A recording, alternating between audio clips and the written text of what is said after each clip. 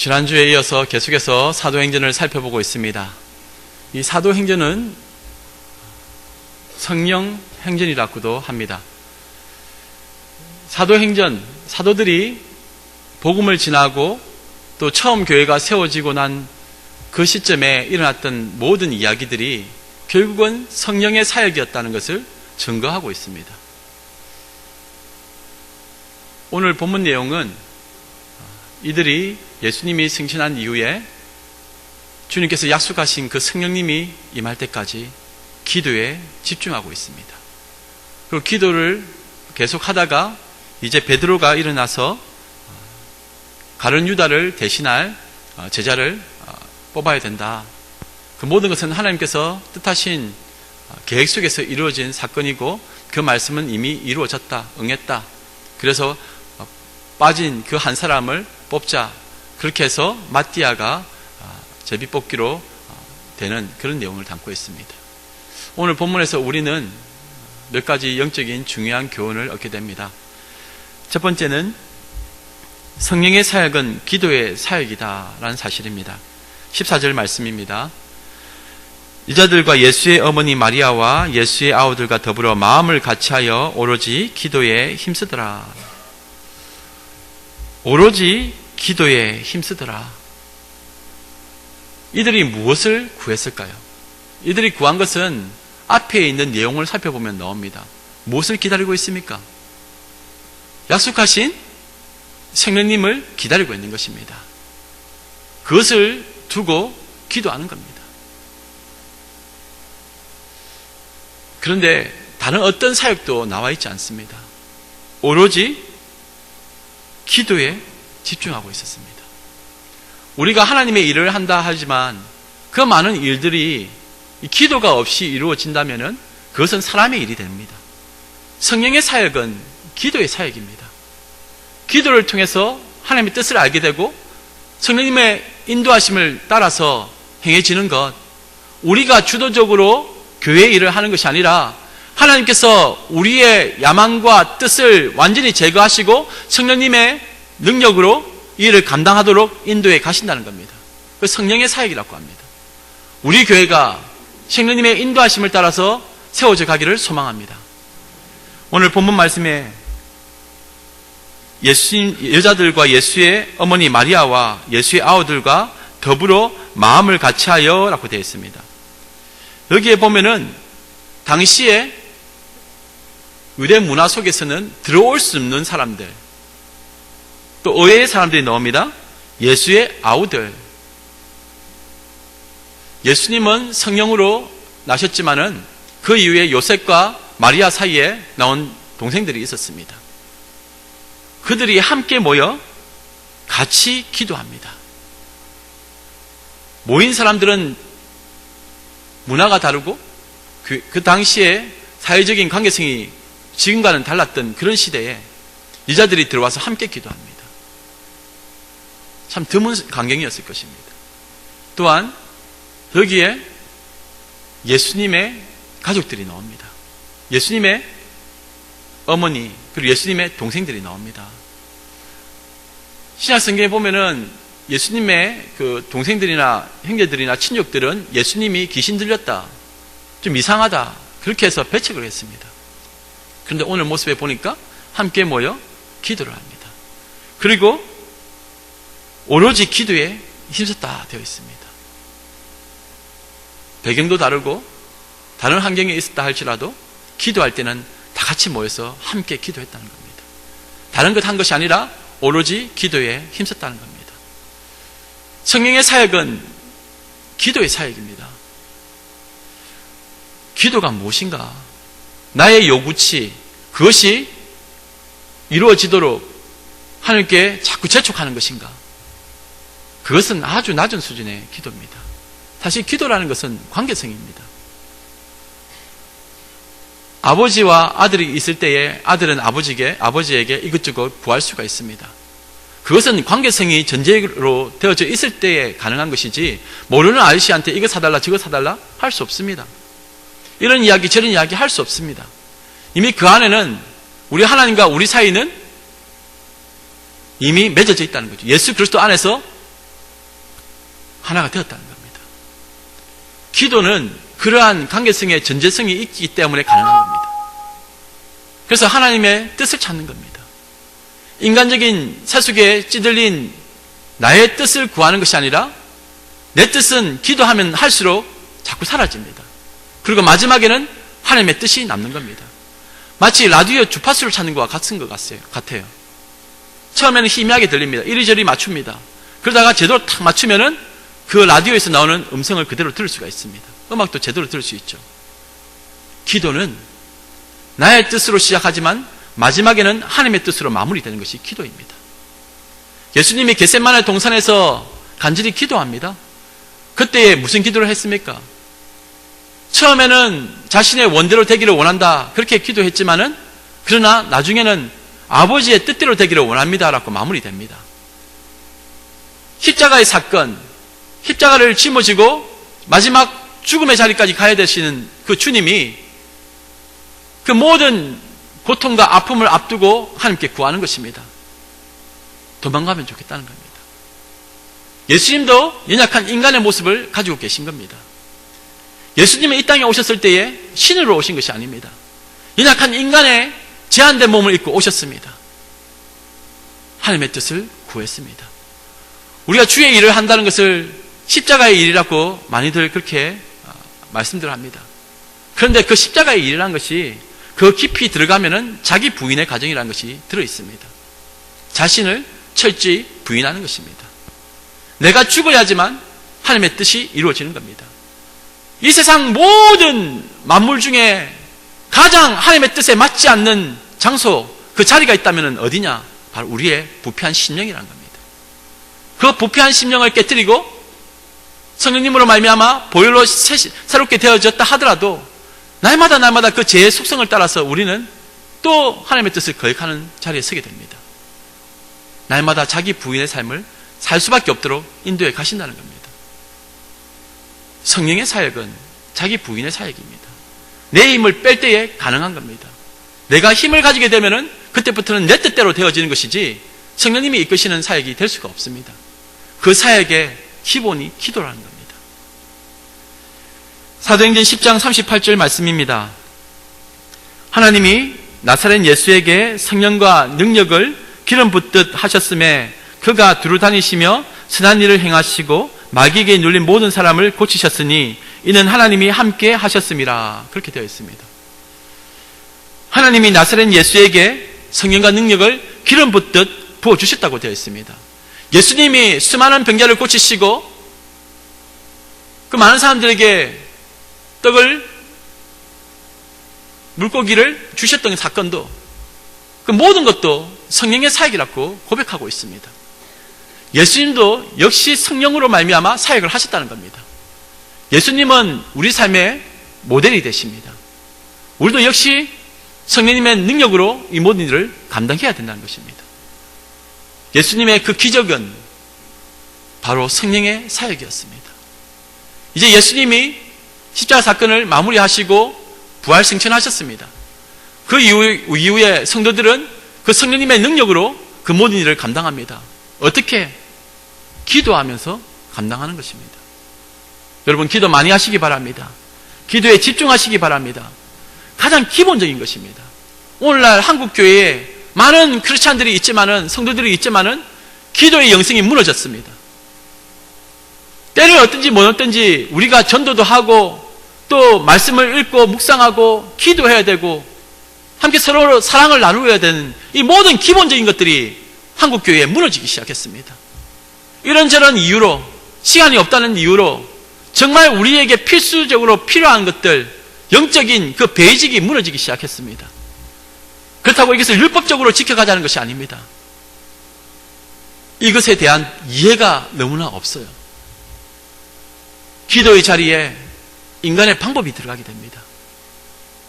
말씀의 자리에 인간의 소리가 들어가게 됩니다. 본질이 무너진 것입니다. 성령의 사역은 본질을 회복하는 사역입니다. 오늘 나에게 무엇이 필요한가? 여러분, 우리에게 지금 무엇이 필요하겠습니까? 다 걱정거리가 너무나 많습니다. 나라와 민족을 바라볼 때에, 한국 교회를 바라볼 때에, 우리 교회를 바라볼 때에, 우리 가정과 나의 삶을 바라볼 때에 너무나 많은 문제가 있어서 어떻게 해야 될지 모르겠습니다. 하지만 엎드려 기도하는 자를 찾을 수가 없으니 하나님이 안 계신 것입니까? 아니면 우리가 기도하지 않는 것입니까? 이 땅에 정의와 공의를 부르짖지만은 기도하는 자가 없으니 어떻게 하면 좋을까요? 여러분, 기도의 영성을 회복하시기 바랍니다. 우리 주님의 마음을 품을 수 있는 기도의 자리를 기억하시기 바랍니다. 성령의 사역은 기도의 사역이었다는 것을 잊지 마시기 바랍니다. 또한 오늘 말씀을 통해서 우리가 깨닫는 교훈은 결국은 이 말씀을 통해서 우리를 돌아볼 수 있어야 된다는 것입니다. 20절 말씀입니다. 시편에 기록하였으되 그의 거처를 황폐하게 하시며 거기 거하는 자가 없게 하소서 하였고 또 일렀으되 그의 직분을 타인이 취하게 하소서 하였도다. 여러분, 기도를 열심히 하니까 이때 이어서 베드로가 일어나서 외칩니다. 약 120명 정도 모여있는 그곳에서 기도를 하는데 그때에 베드로가 그 형제들 가운데 일어서서 12제자가 있었는데 그 중에 한 명이었던 가룟 유다가 예수님을 은삼시에 팔아버리고는 나중에 그 마음에 가책이 되어서 자살했다. 그렇게 됩니다. 그렇게 나오고 그 다음에 그 빠진 부분을 채워야 된다. 그런데 그때 그 내용을 어디서 가져왔냐면은 시편 69편 25절과 시편 109편 8절에 있는 내용입니다. 방금 우리가 20절에 그 내용이 담겨져 있는 겁니다. 성도가 상황을 볼 때에 제대로 볼 수 있는 눈은 말씀에서 찾아내야 된다는 겁니다. 지금 내가 있는 이 상황을 내가 어떻게 판단할 수가 있겠습니까? 흔들리는 배 위에서 내가 지금 제대로 서 있는지 아니면 기울어져 있는지 어떻게 알 수가 있겠습니까? 우리 삶의 기준은 말씀입니다. 이 말씀을 우리 삶의 기준으로 삼았을 때에 지금 나는 무엇이 부족한가? 어떻게 해야 되는가? 그것이 명백해진다는 것입니다. 지금 가룟 유다가 없습니다. 가룟 유다가 없으면은 그냥 그대로 가면 되지 않는가? 11명으로 가면 되지 않느냐? 그런데 말씀에 채워 넣어야 된다는 것을 알려주신 겁니다. 그의 직분을 타인이 취하게 하소서. 가룟 유다의 자리에 마띠아가 들어가게 된 겁니다. 이 모든 과정이 그렇습니다. 사도행전 여기에 보면은 이 부흥이라는 말이 나오는데 초대교회 처음 교회에서 부흥이라 하면은 여러분 잘 한번 살펴보십시오. 말씀의 부흥이 부흥이라고 하는 겁니다. 사람이 많이 모이는 것을 부흥이라고 하지 않습니다. 사도행전에 보면은 말씀이 흥황되어진 그것을 부흥이라고 합니다. 이 말씀이 무엇인가? 여러분, 말씀은 예수 그리스도를 증거합니다. 단순히 글만 되어져 있는 것을 말씀이라 하지 않습니다. 기록된 하나님의 말씀, 성경, 그것도 말씀에 포함되죠. 선포된 하나님의 말씀, 설교, 그 말씀 맞습니다. 또 하나 우리가 기억해야 될 것은 계시된 하나님의 말씀, 예수 그리스도. 말씀을 통해서 우리가 예수님을 만나는 것입니다. 성령님은 이 말씀을 통해서 예수님을 만나도록 인도해 주시는 겁니다. 우리가 이 시간 설교 말씀을 듣고 여러분들 성경을 읽지만은 성령님께서 여러분들과 함께하지 않는다면 이것을 제대로 이해할 수가 없어요. 똑같은 말씀을 들어도 본래의 뜻을 왜곡되게 들을 수밖에 없습니다. 성경이 무엇을 말하고 있는가?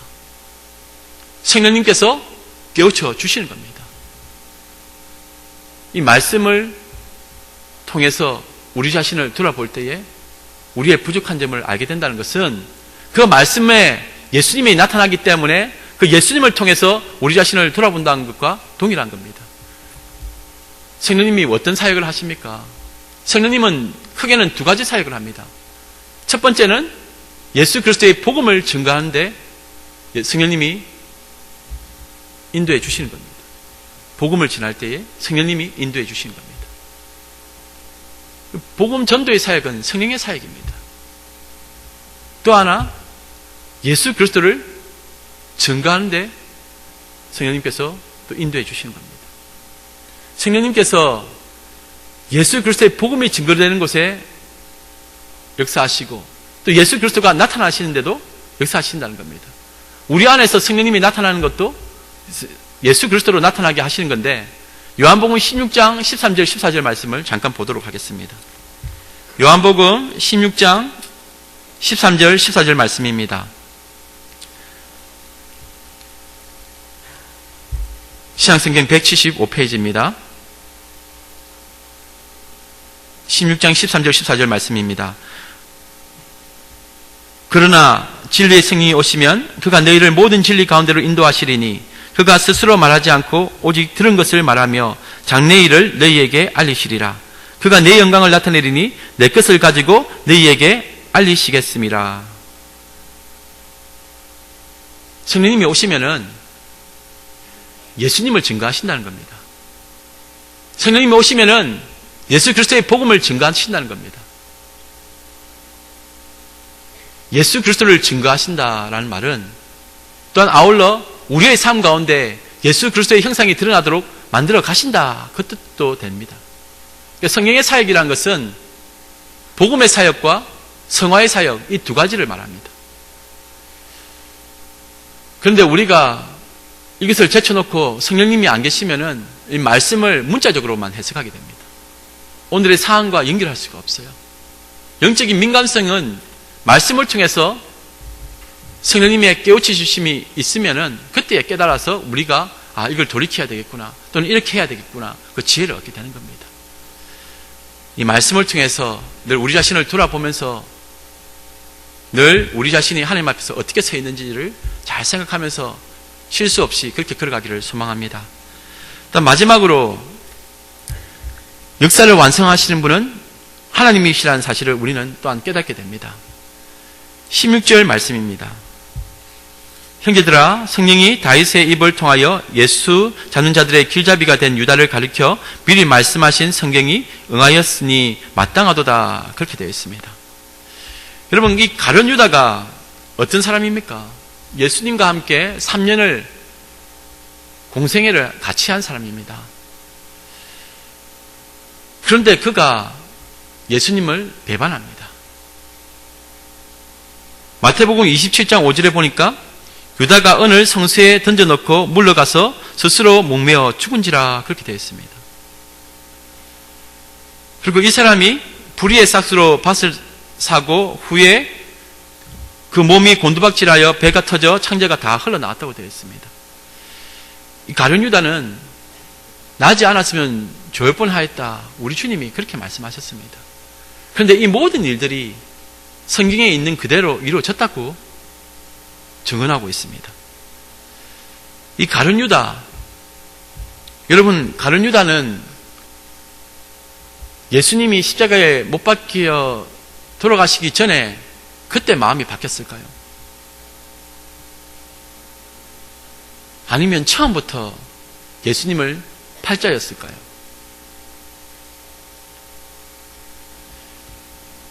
요한복음 6장 70절에서 71절 말씀입니다. 요한복음 6장 70절에서 71절 말씀에 예수께서 대답하시되 내가 너희 12를 택하지 아니하였느냐? 그러나 너희 중에 한 사람은 마귀니라 하시니 이 말씀은 가룟 시몬의 아들 유다를 가리키심이라. 그는 12 중에 하나로 예수를 팔자러라, 그렇게 되어 있습니다. 예수님을 팔 시점에 그가 바뀐 것이 아니라 처음부터 그는 마귀였다, 그렇게 말하고 있습니다. 이미 마귀에게 속한 자였다는 겁니다. 여러분, 우리가 어떤 일을 결정할 때에 야, 이 사람 변했네, 어떻게 이런 결정을 할 수 있나, 그렇게 얘기할 수 있겠지만은 그러나 변한 것이 아니라 원래 그가 숨기고 있던 것이 드러난 것입니다. 성경은 철저히 그렇게 말씀하고 있는 겁니다. 우리의 재성, 어느 순간에 어느 시점에 바뀌었다, 그게 아니라 처음부터 우리는 교묘하게 그것을 가리고 있는데 나중에 그것을 드러나게끔 하나님께서 만드셨다는 겁니다. 이 가룟 유다, 나중에 은30으로 예수님을 팔아버렸는데 그 은30으로 자기가 할 수 있었던 것은 아무것도 없었습니다. 자신도 자기가 무엇을 했는지도 모르고 나중에 가서는 뉘우치지만 그 양심에 갇히게 되니까 자살하고 맙니다. 그 은30을 가지고 처음에는 성전에 가서 줍니다. 하지만은 그것을 받지 않습니다. 그리고 그것으로 아겔다마 피밭을 사게 되는 겁니다. 나그네의 묘지가 됩니다. 스가랴 11장에 보면은 이 이야기가 그대로 있습니다. 마태복음 27장 5절에서 8절 내용이 더 구체적으로 이 가룟 유다의 이 사건을 다루고 있는데, 스가랴서 11장 12절에서 13절 말씀에 내가 그들에게 이르되 너희가 좋게 여기거든 내 품삯을 내게 주고 그렇지 아니하거든 그만두라. 그들이 곧 은 30개를 달아서 내 품삯을 삼은지라. 여호와께서 내게 이르시되 그들이 나를 헤아린 바 그 삭을 토기장이에게 던지라 하시기로 내가 곧 그 은 30개를 여호와의 전에서 토기장이에게 던지고. 나중에 토기장의 밭에 있는 밭을 사가지고 그게 다 아겔다마라고 하거든요. 너무 신기하지 않습니까? 스가랴서의 그 예언이 이루어진 것입니다. 마태복음 27장 3절에서 10절 말씀에 그때 예수를 판 유다가 그의 증제됨을 보고 스스로 뉘우쳐 그 은 30을 대제사장들과 장로들에게 도로 갖다 주며 이르되 내가 무죄한 피를 팔고 죄를 범하였도다 하니 그들이 이르되 그것이 우리에게 무슨 상관이냐 네가 당하라 하거늘 유다가 은을 성소에 던져놓고 물러가서 스스로 목매어 죽은지라. 대제사장들이 그 은을 거두며 이르되 이것은 핏값이라 성전고에 넣어 둠이 옳지 않다 하고 의논한 후 이것으로 토기장의 밭을 사서 나그네의 묘지를 삼았으니 그러므로 오늘날까지 그 밭을 피밭이라 일컫느니라. 이에 선지자 예레미야를 통하여 하신 말씀이 이루어졌나니 일렀으되 그들이 그 가격 매겨진 자 곧 이스라엘 자손 중에서 가격 매긴 자의 가격은 곧 은 30을 가지고 토기장의 바깥으로 주었으니 이는 주께서 내게 명하신 바와 같으니라 하였더라. 이 사건을 스가랴서에서도 증언하였고 또 예레미야서에서도 증언하였습니다. 너무나 신기하죠. 이미 성경에 예언한 대로 이루어졌다는 것입니다. 성경을 보면은 참 감사한 것이 있습니다. 성도는 마지막에 가서는 하나님께서 붙잡아 주십니다. 처음부터 아닌 가룟 유다는 그곳에서 버림을 받는 것입니다. 토기장의 예화를 알지 않습니까? 깨뜨릴 것은 깨뜨릴 거고 살릴 것은 살리고 하나님의 주권에 달려있는 겁니다. 근데 여기에 우리가 기억해야 될 것이 있습니다. 성도는 이 모든 것이 은혜라는 것입니다. 하나님이 우리를 보호하십니다. 하나님이 우리를 보호하신다는 뜻을 오늘 말씀을 비추어서 생각해 보면은 첫 번째는 고난과 아픔 가운데 나의 믿음을 보존시켜 주신다는 뜻입니다. 고난이 오고 아픔이 오면은 믿음 다 잃어버린 사람들이 있습니다. 그런데 성도는 그 모든 고난과 아픔을 통해서 오히려 견고한 믿음을 가지게 만드신다는 겁니다. 임마누엘, 함께 하심, 바로 그 믿음을 보존시켜 주시는 것을 말씀하고 있는 것입니다. 또한 어떤 은혜가 있냐면은 악의 도구가 되지 않도록 보호해 주신다는 겁니다. 우리가 악의 도구가 된다면은 나중에 얼마나 슬퍼질까요? 그래서 우리가 기도할 때도 악의 도구가 되지 않도록 구하지 않습니까? 다만 악에서 구하옵소서. 나도 모르게 악의 도구가 된다는 겁니다. 그 모든 악에서 우리를 보호해 주시겠다 약속하십니다. 물론 우리가 살아가면서 이런 죄 저런 죄 짓기도 합니다. 그러나 하나님께서는 결정적일 때 보호해 주시는 겁니다. 우리가 그 가운데서 하나님의 보호하심을 뒤로한 채 만약에 그렇게 간다면은 우리는 또 죄를 짓겠죠. 그렇지만은 성도의 그 마지막은 끝까지 하나님이 붙들어 주셔서 그 은혜의 사슬로 묶어 주셔서 본향까지 인도해 주신다는 겁니다. 성도의 견인, 끝까지 하나님께서 붙잡으시고 인도해 주심을 믿음으로 받아들이시기 바랍니다. 모든 것이 여기에 하나님께서 나를 보호해 주신다는 것은 사람의 뜻이 아니라 하나님의 뜻을 따라서 살아가도록 만들어 주신다는 겁니다. 가룟 유다는 자신의 뜻대로 살아가다가 망해버렸습니다. 그런데 성도는 그 마지막까지 실수를 했든 어떻게 했든 간에 다 하나님의 뜻 가운데서 해석되어지는 것입니다. 아브라함의 실수도, 이삭의 실수도, 야곱의 실수도 다 하나님의 은혜 아래에서 해석되어지면은 그 모든 것이 다 이해가 된다는 겁니다. 그래서 히브리서 11장에 보면은 그 모든 실수했던 믿음의 선진들, 그 모든 모습들도 믿음의 행위로 하나님께서 판결을 내리십니다. 지금 나는 슬퍼하고 괴로워하고 실수투성이지만은 그것을 온전케 하실 우리 주님이 우리를 끝까지 보호해 주신다는 사실을 잊지 마시기 바랍니다. 이 가룟 유다, 여러분 가룟 유다의 모습 한번 보십시오. 가룟 유다만 있습니까? 대제사장도 있었지 않았습니까? 그리고 빌라도도 있었지 않았습니까? 그리고 바리새인들도 있었습니다. 헤롯도 있었습니다. 그들이 평상시에는 친하지 않았는데도 이 나쁜 짓을 할 때에는 다 똘똘 뭉쳤습니다. 악은 하나로 통하는 겁니다. 그런 악 가운데서도 구레네 시몬이 있습니다. 본인의 의지로는 그 십자가를 짊어질 수 없지만은 억지로 짊어지게끔 하신 것입니다. 그것이 성도의 은혜라는 것입니다. 나는 이 십자가 짊어질 수 없습니다.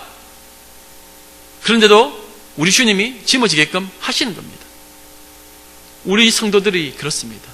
자기 부인의 삶, 내 스스로가 선택할 수 있는가? 절대 못합니다.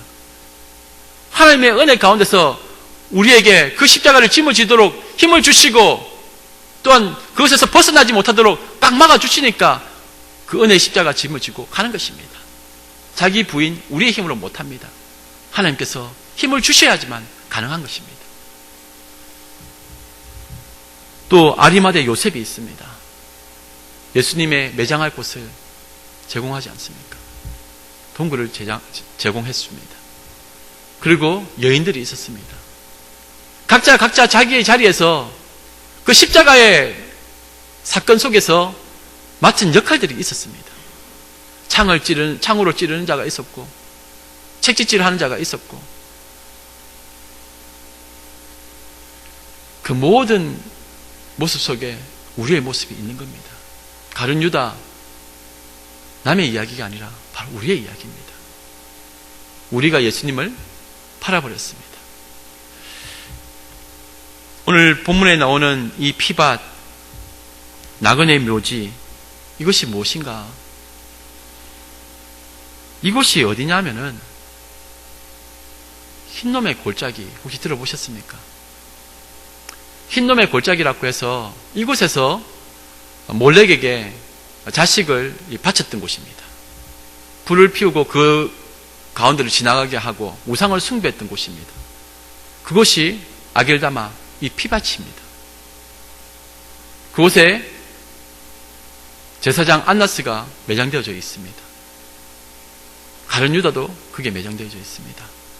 그리고 그곳에는 이 몰렉에게 바쳤던 그 우상들, 그것이 더럽혀져 있었던 그곳에 요시야가 나중에 개혁운동을 하면서 그곳을 쓰레기장으로 만들어버렸습니다. 그 우상을 섬겼던 그곳을 완전히 뒤엎어버립니다. 그리고 그곳에다가 꺼지지 않는 불, 계속 불을 피웠습니다. 부정한 짐승도, 사체도 그곳에서 태우고, 쓰레기도 태우고, 그 나그네의 묘지 그 자리에다가 그렇게 했다는 겁니다. 그 흰놈의 골짜기, 죽음의 자리입니다. 이곳을 또한 예수님은 게헨나라고 표현했습니다. 지옥입니다. 꺼지지 않는 불이 있는 곳. 이 유대인들이 아이들을 몰렉에게 바칠 때에 이곳을 또한 도벳이라고 불렀습니다. 도벳. 이 피밭의 이름이 여러 가지를 가지고 있습니다. 이 도벳, 북이란 뜻입니다. 북. 그 몰렉에게 그 바치기 위해서 아이를 그 불 가운데로 지나게 하니까 아이들이 들어가기도 전에 울고 기겁을 하지 않겠습니까? 얼마나 무섭고 두려웠겠습니까? 그런데 이 도벳은 북이란 뜻입니다. 북 소리를 크게 치가지고는 그 아이들이 울부짖는 소리가 그 소리에 잠기도록 만들었다는 겁니다. 얼마나 잔인합니까? 그 아이들의 울음소리가 들어있는 곳.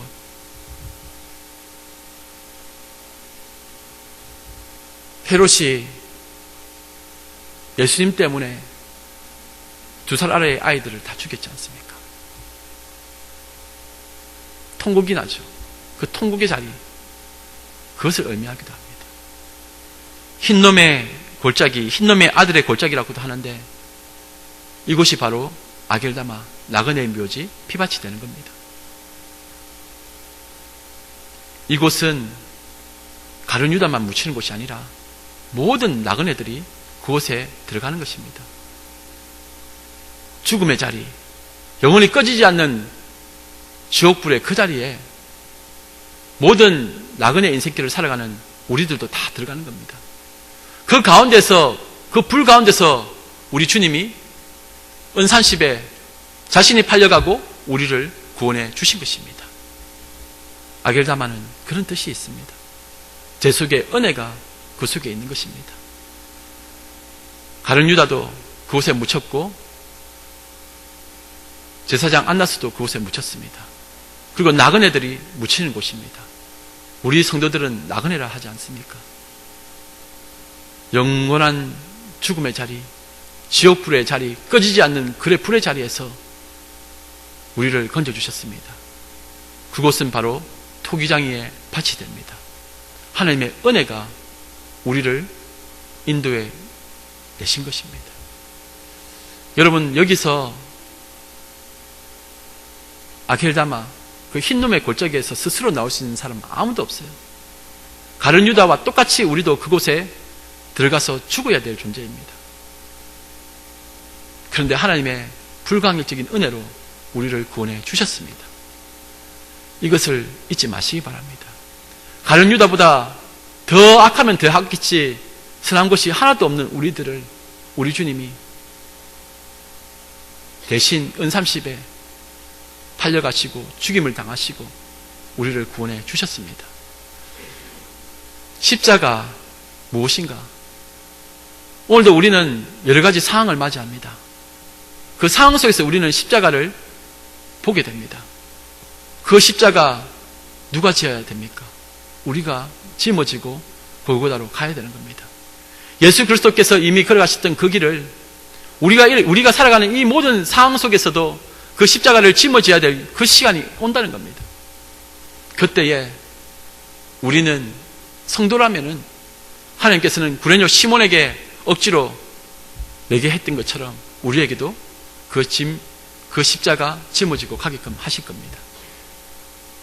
가룟 유다가 처음부터 마귀에게 속한 자였던 것처럼 성도는 처음부터 하나님께 속한 자였음을 잊지 마시고 나 같은 죄인 살리시고 아무 공로 없으나 그 구원의 자리에 올라서게 하신 것, 그것에 감사하는 저와 여러분들 되시기를 주님의 이름으로 축복합니다.